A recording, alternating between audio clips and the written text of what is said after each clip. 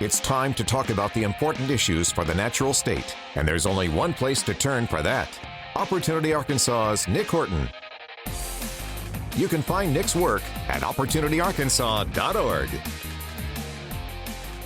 Hey, good Wednesday morning to you. Welcome back to First News, 18th day of December, 1 week until Christmas, just about 20 minutes in front of 8 o'clock, and now joining us for his final appearance here on the show in 2024, but he did say that he would continue coming on the show in 2025, so that's good news. Is Nic Horton, the CEO and founder of Opportunity Arkansas, joins us. And Nic, welcome back to the show. How are you this week? Did I say that? I didn't know. Did we shake hands on that? Yeah, we didn't shake hands. It was a verbal agreement, and that'll hold up in a court of law, so just so you know. It's binding. Yep. No, hey, I'm looking forward to it. It's been a real treat, and let me just say thank you to you, especially, and everybody at KARN for letting us do this weekly segment. Yeah. It's been you lot guys of fun and a great value for us to be able to get on and talk to your audience every week. You've got a lot of really good information, so we appreciate it on our end as well. Before we get into the business, is the Horton household ready for Christmas? Have you guys got everything under control there?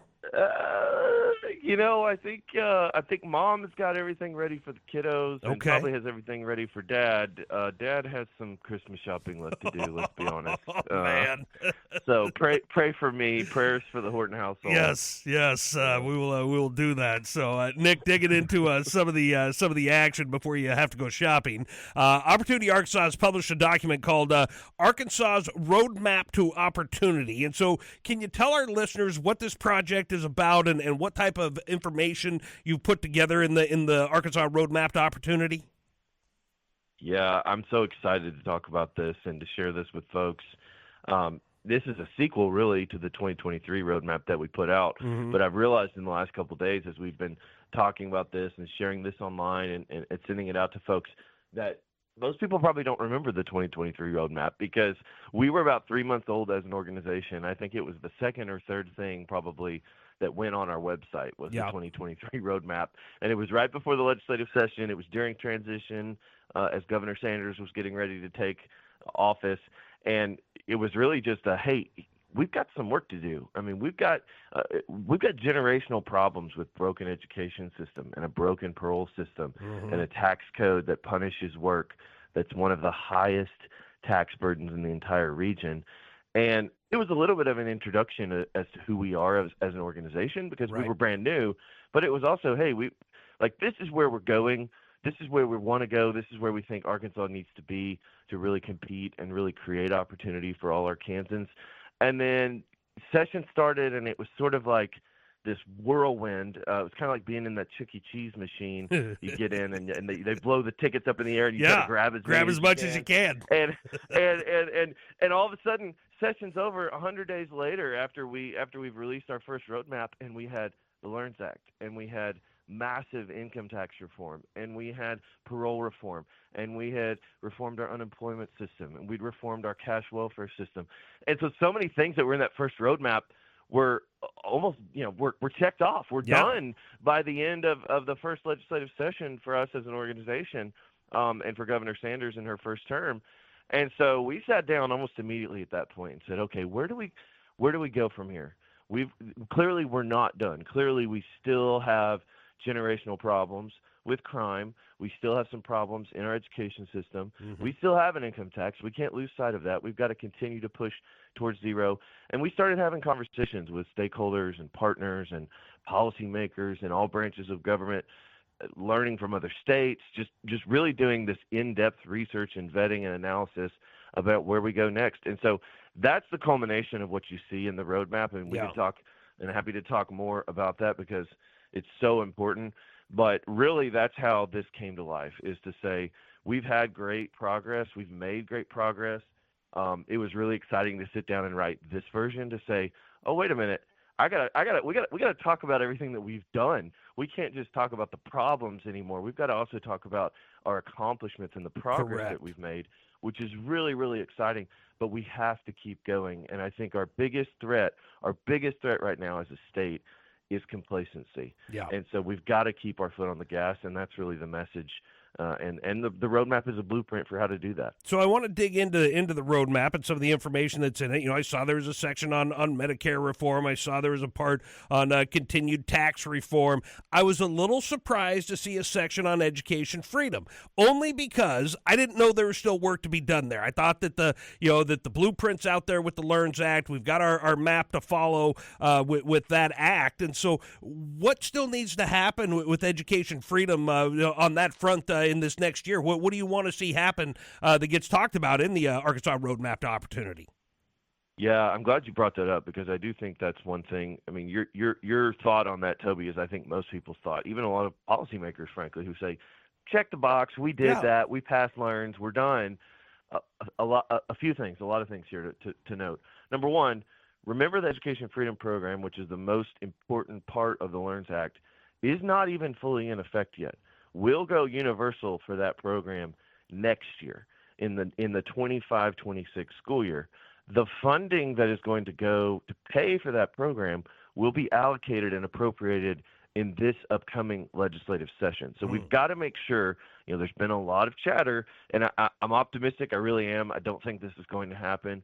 We've been engaging on this, and so have so many others. But there's been a lot of chatter about, well, we don't want to just have this open-ended, massive program. Maybe we should put some sort of cap on it. Maybe we should put a spending cap, or maybe we should create some sort of eligibility criteria to say if you're come from a certain family level of income that you shouldn't qualify for the program. Or maybe we should appropriate only so much money from the legislature to pay for the program, and once the money's gone, it's gone. Sorry, folks, you're out of luck. We think that's wrong. I mean, we totally oppose that, and I think that's the wrong direction for Arkansas, 100%. We've fought, and so many others have fought for decades to get us to this point, and here we are, less than a year away from true universal education freedom. And, of course, the usual suspects are back saying, oh, right. No, well, maybe we should just cap it, maybe we should limit it. So that's one thing. There's a lot of other components to our education plan, which, by the way, I would say extends beyond legislative session, because a lot of these are things that can be done working with state government and working with stakeholders throughout the next 2 years. But making sure that the Education Freedom Program is working efficiently for parents, we have to make sure that it is a customer service, parent-focused program. I mean, that's why we created it, right, was to put parents in charge of their education. And so there's some things that come along with that. I mean, you look at Arizona and West Virginia, some other states where they require families to get approval of every single expenditure that they have to make, and then save all of their receipts, because they might get audited, because somebody might find out that they spent $12 on pencils and they should have spent $8 on pencils. I mean, these sort of ridiculous government overreach and oversight. So we want to make sure that families are protected. And if we're going to say, you've heard me say this on this show and elsewhere before, if we're going to trust families and really put them in charge of their education of their kids, we have to trust families.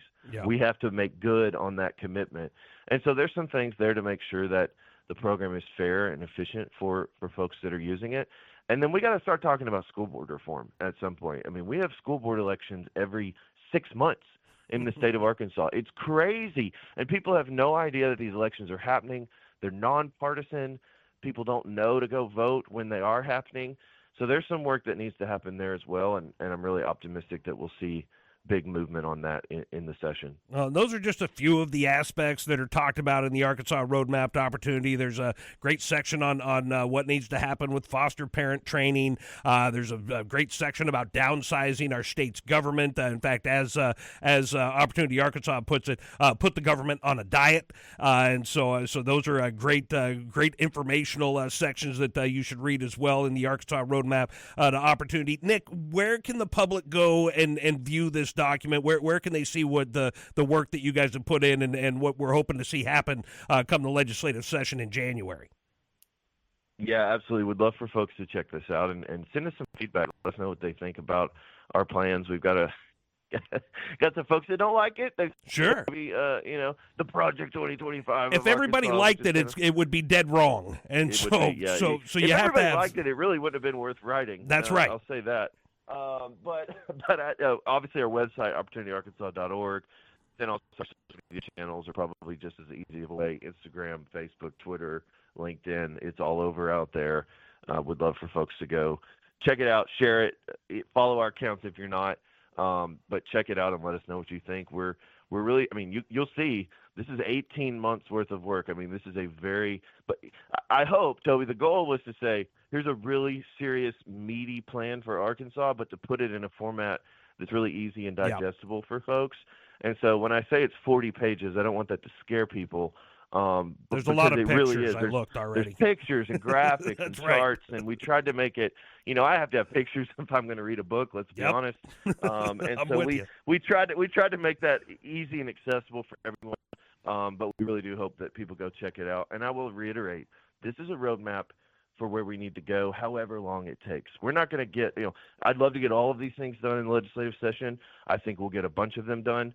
But even if we don't, these are things that we need to start the conversation and continue tilling the ground on, because if we want to take Arkansas to the top where we deserve to be, this is the recipe. This is the blueprint for how to get there.